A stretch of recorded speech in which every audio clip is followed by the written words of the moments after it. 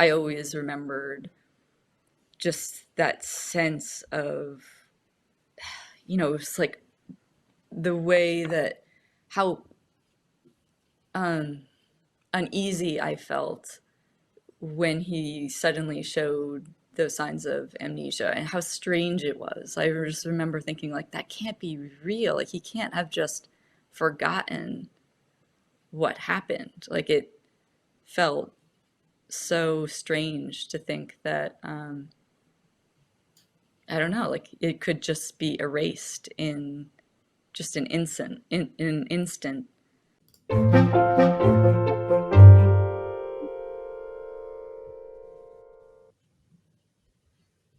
What's up, everybody? From Nautilus, I'm Brian Gallagher, and you're watching Behind the Scenes. Today I'm speaking with Summer Praetorius. Summer is a paleoclimatologist who uses ocean sediment records and marine microfossils to reconstruct past changes in ocean circulation and climate. Her work focuses on understanding the courses and effects of abrupt climate change in the northern hemisphere, with a focus on the Pacific Ocean. Her recent story in Nautilus was The Great Forgetting. Summer, thanks for joining us. Hi, yeah, thanks for having me. Right on. So to start off, would you mind summarizing your intellectual background for us a bit? How did you get involved in studying what you refer to as Earth's memory? Hmm. Um, yeah, well, my background that led me into paleoclimate was a little bit circuitous, I suppose. I was always interested in um, various sciences when I was younger, geology and archaeology and ocean science, but I wasn't quite sure how, which track I would go down. And so for my undergraduate, I did double degrees in anthropology with a focus in archaeology and then geology. And, I really became interested in the geological side in kind of the paleoclimate, just understanding changes in past climate. And I thought I would try to go down the route of really linking that into the archaeological kind of context and understanding how past human societies were affected by climate change and how human migration and things like that were shaped by past climate. Um, but then as in undergraduate, well, when I was doing my degree, I noticed it was an RU, a research experience for undergraduate program at Woods Hole Oceanographic Institution, and that kind of was a light bulb moment where, um, you know, I really thought I would like to kind of look into the paleoclimate context, but from the ocean domain. So I ended up getting the fellowship to work there for a summer, and that really took me into the realm of paleoceanography, which is kind of my specialty within paleoclimate. Um, and as you mentioned, that just means I kind of use ocean records primarily to reconstruct past changes in oceans and the climate system. And so that was um, that research experience really got me into this realm where I've been ever since. And so I really loved it there at Woods Hole. I loved paleoceanography. And so once I graduated undergrad, I went back to Woods Hole and I worked there for a few years as a research assistant, and then decided it was time to get my PhD. And I missed the West Coast, so I went to Oregon State University for my PhD in oceanography within the College of Oceanic and Atmospheric Sciences. And they have an excellent paleoclimate program there. So um, that was when I started really working on North Pacific records and having a focus in the North Pacific and thinking about abrupt climate change in the past in the oceans. And so following my PhD, I did a year postdoc, and then I got the job I have now as a research geologist and really working on North Pacific paleoclimate, doing exactly what I've been doing for the last, well, since my PhD. And So in terms of the article on Earth memory, I would say, I've kind of been on the science track, but I have always had this in science writing, you kind of have to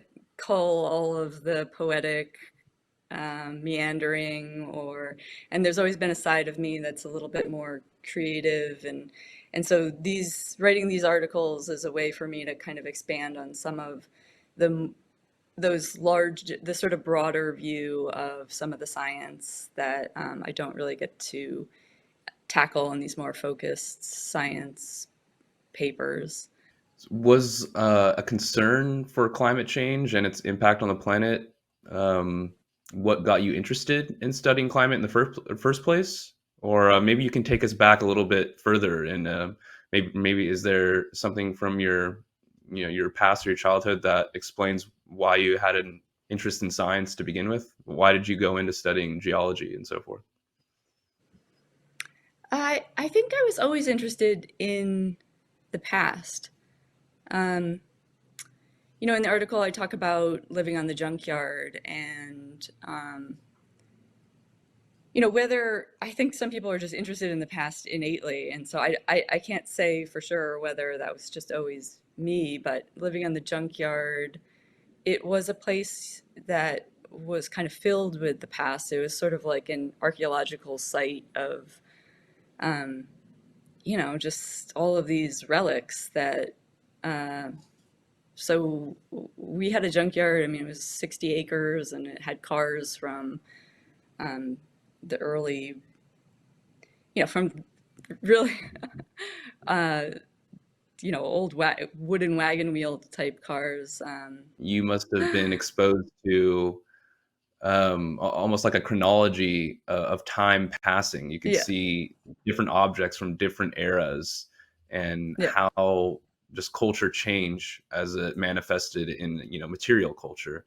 And I mean that totally makes sense how that would inspire you to keep on being interested yeah, in the past, especially Earth's past. It's a yeah. fascinating way into science. Um, could you give us a brief summary of your story for our viewers who haven't read it yet? hmm Um, yes. So it's a story that's um, about Earth, about the loss of Earth memory, or about the loss of memory in the Earth system, and kind of in various components, but really how.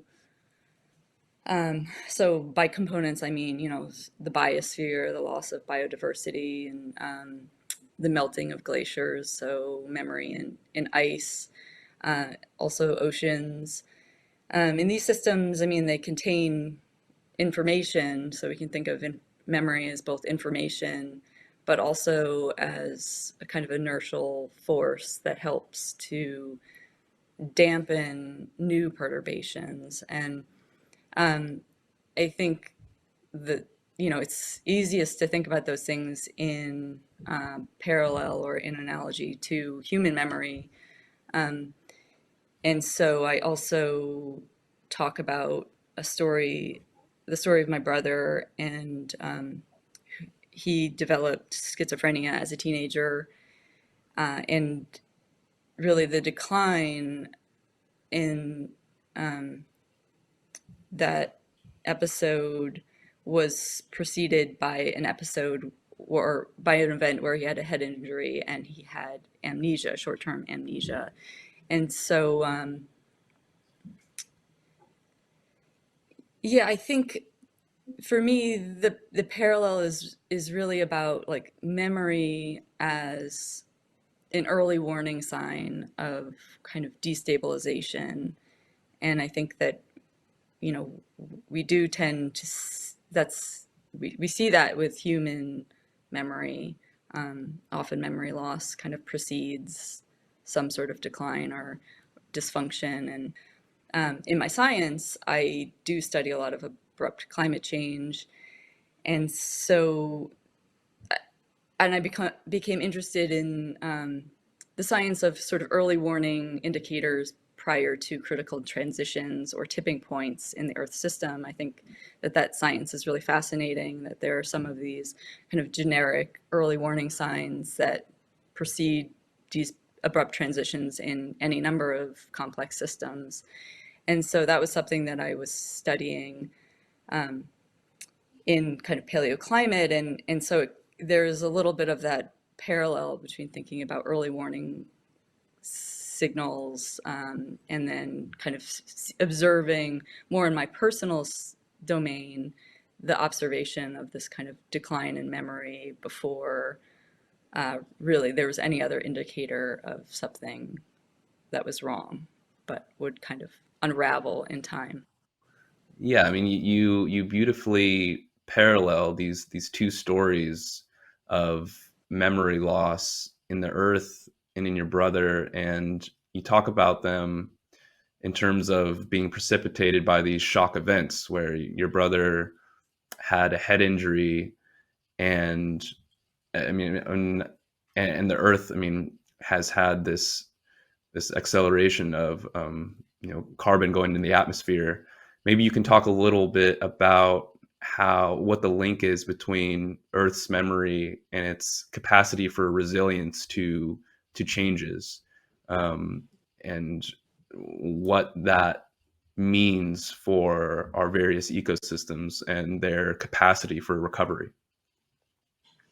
As you see the crumbling of or the erosion of memory, it's also kind of indicative of the crumbling of that structure. And so, I mean, when we talk about resilience in the biosphere, it's the idea is really it's an ability to find a way back to an equilibrium state after a perturbation, and so that requires memory of previous states. And the analogy with my brother was the sense of like he had had head injuries previously and he recovered and he seemed to recover fine. And in the article, I talk about the idea of resilience debt, which is covered in a specific article about ecological memory. And that is really when it's difficult to perceive how when a system undergoes kind of multiple damages, that there is this erosion of that the fabric that kind of holds its structure, and so it can be hard to see the damages that are accumulating, and that can be referred to as this resilience debt. That then, when there is a new perturbation, you kind of see that it can no longer respond in the same way that it was able to previously to find its way back to kind of an equilibrium state or to recover. Um, and so that was clearly the case with the situation with my brother. And that's kind of the parallel I also want people to think about in the Earth system. Is really complex systems like have these tendencies towards tipping points, and it's just so hard to know where they are. And so we know we're kind of pushing the system right now and degrading the structures that maintain stability in various ways. And so one way to think about it is just kind of the erosion of memory as a structure. What for you would be a salient example to illustrate some of these processes, perhaps with the ocean and the ice caps and the melting there and the loss of memory there, and I mean how the feedback systems work in that way. I mean we have the ice melting, and that affects how much sunlight is reflected back up, and so we're retaining more heat, and that affects various things in the ocean. And so how is that the memory lost there affecting how what we've come to expect from our ocean system changing. It's you describe it as a resilience. It's losing its capacity to be resilient to these changes. Um, yeah, so I think that the melting of glaciers is a good example. I mean, um, ice is kind of one of the classic, it's got a very high albedo, and so it reflects a lot of sunlight, and having, large glaciers helps keep the poles colder. And so as we lose that ice, we're getting into the positive feedback of, melting creates more melting through a loss of albedo. Um, so that's one example. And the oceans, have they've got a very high heat capacity. So the oceans have been absorbing a lot of the excess heat and carbon. And so, you kind of, you can say that the ocean has a kind of large memory. It's got a large heat capacity, and the deep waters in the sort of deep North Pacific are some of the oldest waters on the planet. They are over 1,000 years, 1,000 years since they've been in contact with the atmosphere, and so these systems like are dampening forces new on sort of the increase in carbon and the increase in atmospheric heat. So, for example, the atmosphere doesn't have a lot of memory, right? But the ocean has a lot of memory, and that's what has been dampening a lot of the increase in atmospheric carbon dioxide. And so it's really been our kind of saving grace in these first few decades. But at a certain point, the ocean kind of loses that ability to keep absorbing, or it doesn't lose its ability to keep absorbing heat, but it starts to, have its own effects. For example, ocean acidification and the sort of increase in heat that is manifesting in things like marine heat waves and impacting marine ecosystems. So there's a way that you can kind of see that large heat capacity and the larger memory of these systems that can act as a buffer for a certain period of time, but it's kind of a limited buffer in the sense that at a certain point it also becomes it you start to hit that point where you then are triggering more abrupt changes in, especially, the biosphere. I think is can be susceptible to abrupt kind of thresholds that can easily be passed with things like marine heat waves and ocean acidification, things like that. Like how can we better understand the impact of climate change today, given what we're learning in research such as yours on the paleoclimate and how abrupt changes have affected climate in the past? Paleoclimate records help to create a lot of context for um, the response of the real system to kind of say levels of carbon dioxide as high as we're going today. So, even though we're a little bit in new territory, we can still glean insights from the past climate system to how it responds to like carbon dioxide, but then also warming. And um, so, one thing I mentioned in the article is that paleoclimate records really do show us, they kind of show us these more abrupt events. And I think that's really useful in trying to get at the kind of links and the feedbacks that can create these more abrupt changes. And so, I mean, we're in a very rapid rate of change in our, planet relative to the sort of more gradual changes that we've been in for the last 10,000 years or so. But understanding the reorganization from these abrupt events that happen kind of throughout the glacial cycle is you know does provide insight into how a system reorganizes rapidly, and the potential for it to. I mean, I think that that's a little bit what, even if it seems that change has been gradual, abrupt events can then happen quite obviously suddenly, and that's the nature of them. Um, Hmm. and it's just like, a pound of, or sorry, an ounce of, what is an ounce of prevention is worth a pound of cure. It's so much more important to sort of get ahead of uh, any of these like more like critical transitions. And they will of course probably start in individual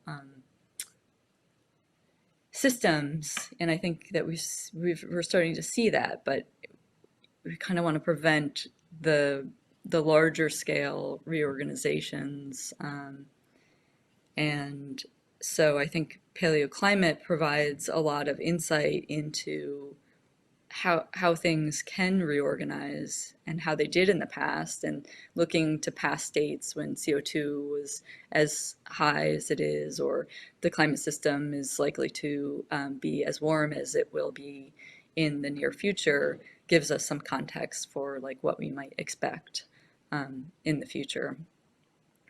And Hmm. so, so What meaning was climate models are very, very useful, and but paleoclimate is sort of like we need both, the kind of pairing of climate models to, um, give us estimates of where we might be going, but having those anchors to paleoclimate data, which kind of shows what the world did during previous states, is very important as well. And so, I mean, that's just the through line of this article is really that idea that the past provides insight for the future.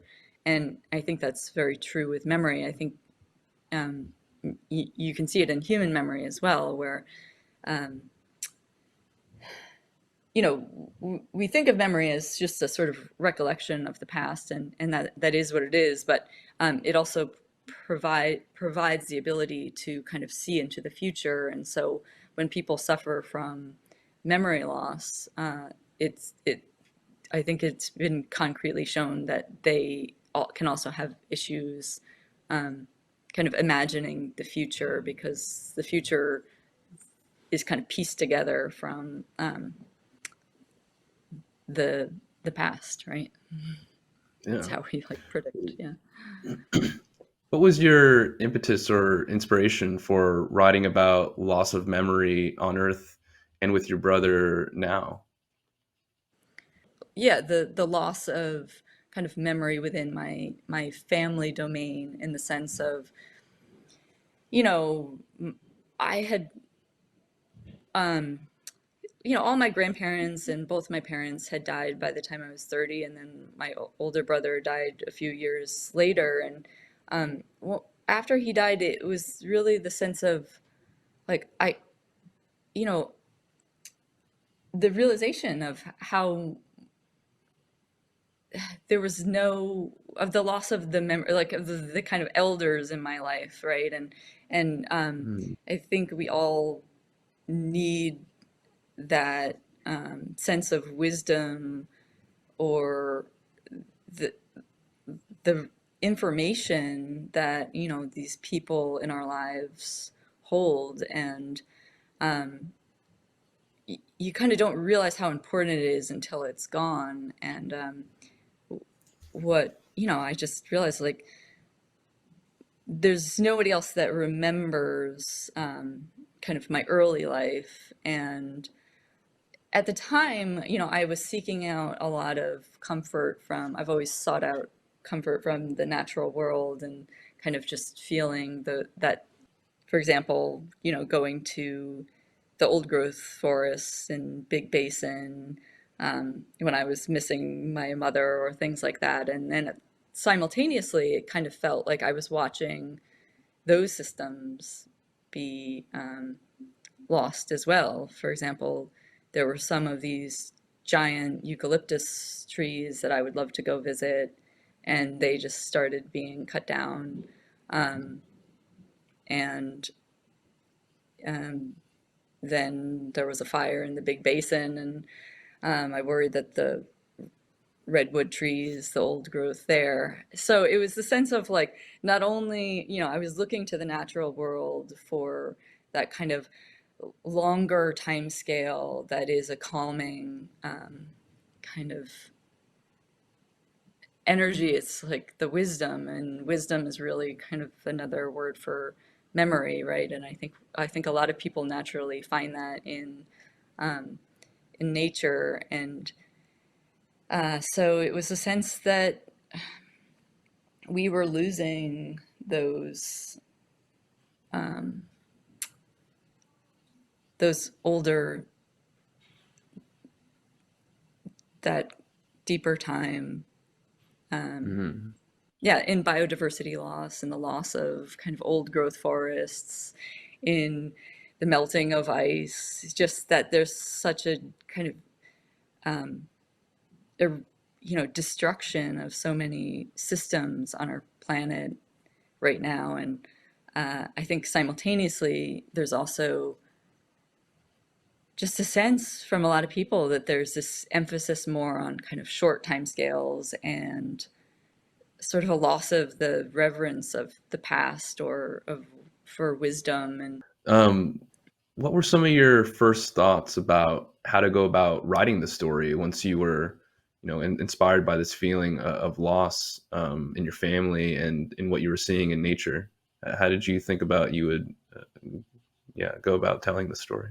um, well, yeah, I mean, I knew that I wanted to write a piece about memory loss, and so the situation that day in the car with my brother, where I start the story, just it was very strongly just kind of the first thing that my mind went to, because I always remembered just that sense of, it's like the way that how um, uneasy I felt when he suddenly showed those signs of amnesia, and how strange it was. I just remember thinking, like, that can't be real. Like, he can't have just forgotten what happened. Like, it felt so strange to think that, I don't know, like it could just be erased in